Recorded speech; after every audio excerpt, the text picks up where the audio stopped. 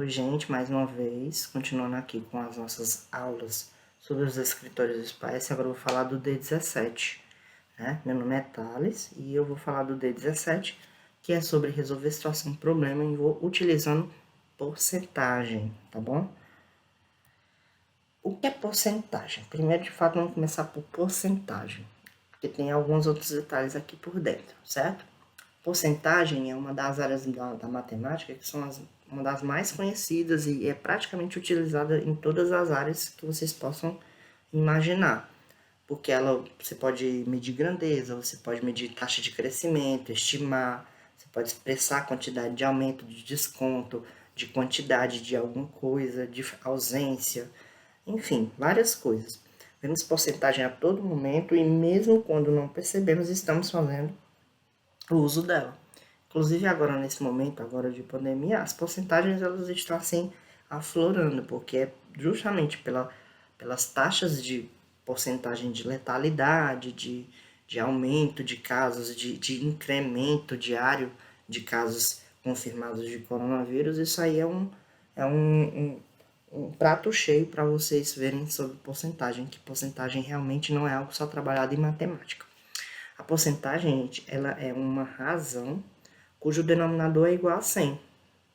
É uma razão centesimal, que a gente chamaria de razão centesimal ou de percentual. É um número dividido por 100. Quando eu falo, por exemplo, em 50% dos casos de coronavírus no estado do Ceará estão na faixa etária, estão na faixa das pessoas que têm risco, né? Aí quando eu falo isso aí, o 50%, 50 sobre 100, tá bom? Seguindo aqui, a porcentagem e as suas simbologias e formatos. As porcentagens, elas costumam ser indicadas pelo símbolo de porcento, né? Que a gente lê por cento, ele é expresso por esse formatozinho aqui. Aí a gente pode representar além da simbologia, o formato que a gente pode representar essa porcentagem, ela pode ser na forma fracionária, na forma decimal ou ainda acompanhado por esse símbolo. E aí, na hora que a gente coloca esse símbolo, a gente chama de percentual. Na hora que a gente transforma em fracionária, a gente chama de fração centesimal ou de fração percentual, pode até ser também o nome. E quando eu coloco na forma decimal, uma percentual decimal. Poderia ser também, mas não é muito utilizado esse nome não, tá bom? As porcentagens, elas podem ser utilizadas quando queremos expressar que uma quantidade é uma parte de outra. Mas só para a gente voltar aqui, ó, esse símbolo aqui representa porcento. Então aqui eu tenho 4%. 4% é a mesma coisa que eu pegar o 4 por 100, ou seja, 4 dividido por 100. E se eu pegar 4 e dividir por 100, eu vou acabar chegando nessa forma decimal aqui, 0,04. Essa daqui é a forma mais utilizada para os cálculos que a gente precisa. Dá para usar a fração? Dá. Essa aqui não dá para usar. Essa daqui, normalmente, ela é usada somente para expressar para a gente as porcentagens. Ela só expressa, ela não calcula, tá bom, gente? Cuidado com isso. Seguindo, o cálculo de porcentagem. O cálculo de porcentagem, a gente vai pegar um exemplo. Imagine que um produto que custava R$80 foi vendido à vista com 5% de desconto. Bom, esse desconto de 5% de R$80, ele significa 5 partes das 100 em que os 80 foi dividido. Ou seja, se eu pegar 80 e eu dividir por 100 partes, eu tenho cada uma dessas partes é 1% dos 80. E aí, como eu só quero 5%, eu só quero 5 partes dessas 100. 5 partes dessas 100 eu posso obter fazendo um cálculo bem simples. 5% de 80 só é a mesma coisa que eu fazer 5 vezes, pego os R$80 e divido em 100 partes. R$80 dividido em 100 partes é 80 centavos. Então, 5 partes de 80% é 5 vezes 80 centavos, que dá R$4. Portanto, 5% de 80 será R$4. E esse vai ser o valor que deve ser descontado. A pessoa a pessoa que vendeu não por R$ 80, vendeu por 75, 76. Houve um desconto de R$ 4, tá bom? Outra resolução para a mesma situação é essa. Se a gente pode utilizar a proporção, né? Se 100% está para 80, que é o valor total, 5% que vai ser descontado vai estar para qual valor? Eu não sei, vou chamar de x. Aí aqui eu faço aquela multiplicação cruzada. 100 vezes x, 80 vezes 5. 100 vezes x, 100x. Do outro lado, 80 vezes 5, que dá 400. Então, 100x é igual a 400. O 100 está multiplicando x, vai passar para o outro lado da igualdade com a operação trocada. Se ele estava multiplicando, ele passa dividindo. Então, o x vai ficar sozinho. 400 dividido por 100 dá 4. R$ 4, ó. Cancelando 0 com 0, 0 com 0. Só vai sobrar o 4, R$ 4. Portanto, mais uma vez, é uma outra maneira de expressar. Então, ou seja, eu posso usar para calcular a porcentagem uma regra de 3 simples, uma divisão também entre a parte e o todo. Então, tem várias maneiras, não só essas. Vocês podem pesquisar também outras maneiras diferentes na internet. Aí, é só isso. O D17 é só o cálculo de porcentagem, não tem outra coisa. Você vai resolver situações e problemas envolvendo porcentagem. Vamos ver o primeiro aqui, ó. Para aumentar as vendas, é em 2013. Aqui tá bem mais pesado, assim, não é pesado, mas cobrado de vocês. Lá no simulado provavelmente não seja tão assim contextualizado. Para aumentar as vendas no início do ano, uma loja de departamentos remarcou os preços dos seus produtos 20% abaixo do preço original. Quando chegam ao caixa, os clientes que possuem o cartão Fidelidade da loja têm direito a um desconto adicional de 10% sobre o valor total de suas compras. Um cliente deseja comprar um produto que custava R$ 50 antes da remarcação dos preços. Ele não possui o cartão Fidelidade. Caso esse cliente possuísse o cartão Fidelidade da loja, qual seria a economia adicional que obteria ao efetuar a compra em reais?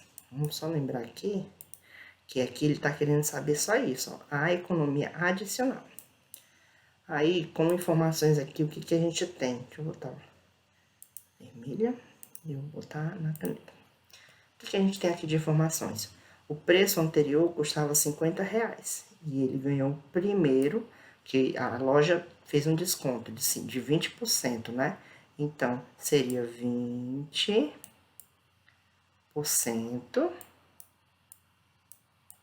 de R$ 50. Esse é o desconto. Primeiro eu tenho que descobrir quanto é que foi descontado para saber qual é o valor que ele comprou. 20% é só eu pegar R$ 50 e dividir por 100 partes, que dá 50 centavos.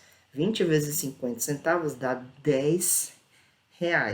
Ou seja, o cliente não pagou R$ 50, ele já chegou lá no caixa com um desconto que dava para ele pagar o produto apenas R$ 40, certo? Mas aí o que acontece? Até agora o desconto foi de R$ 10, ó, daqui para cá foi de R$ 10. Só que eu quero saber a economia adicional. A economia adicional, o que ele ia gastar, aliás, o que ele ia economizar se ele tivesse o cartão Fidelidade, que dava mais um direito de um desconto de 10%. 10% de 40 é a mesma coisa então, que eu pegar, então, 40 dividir por 100 e depois multiplicar por 10. 40 dividido por 100 dá 0,4, 40 centavos. Multiplicado por 10 dá R$ 4. No final, o desconto, a economia adicional, seria de R$ 4. Deixa eu marcar aqui de amarelinho para vocês entenderem.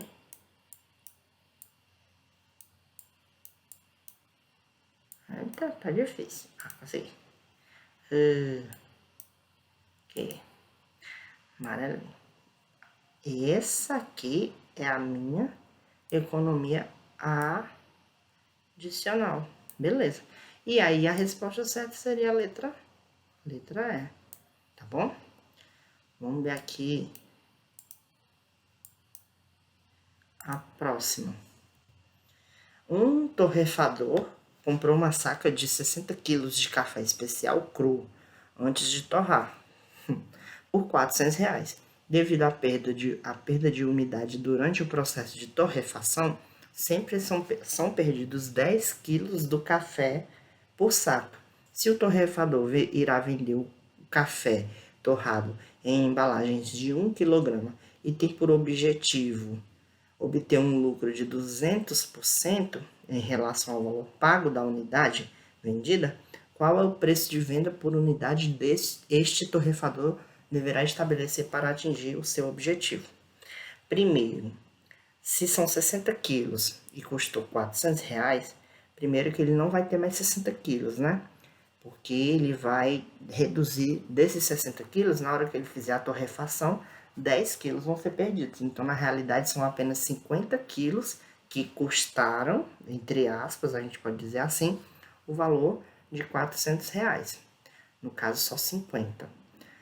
Então, se 50 quilos está para R$ 400 e ele quer aumentar isso em 200%, a gente tem que fazer um cálculo aqui, né? O valor, primeiro a gente tem que descobrir quanto é o quilo, preço do quilo, né? O quilo deste café. O quilo do café custa a mesma quantia que eu pegar 400 e dividir por 50. Quando eu faço isso, dá R$ 8 o quilo do café por saco. Tá até alto, né? Ele vai vender, né, uma quantidade assim, né? Aí, este valor, ele ainda quer aumentar 200%, ou seja, ele vai dobrar e depois de dobrar, ele vai aumentar ainda mais 100% dos R$ 8, ou seja, ele vai quase, é como se ele fosse triplicar o valor, certo? Logo, o valor a pagar seria, letra B, R$ 24, né? O preço de venda por unidade deste torrefador. Este torrefador deverá estabelecer para atingir o valor que ele precisa, tá bom? E aí, aqui a gente tem mais uma outra questão para vocês tentarem verificar. E, mais uma vez, obrigado e foco na meta.